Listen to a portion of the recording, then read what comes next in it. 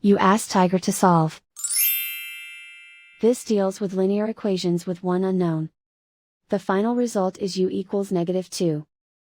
Let's solve it step by step. Simplify the expression. Simplify the arithmetic.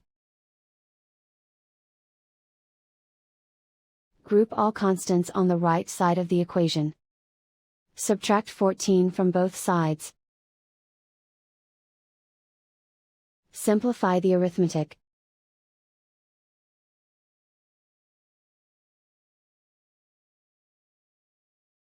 Isolate the u.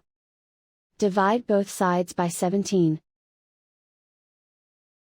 Simplify the fraction.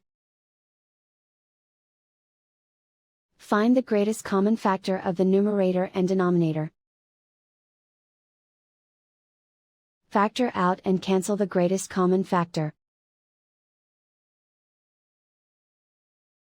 And so the final result is u equals -2.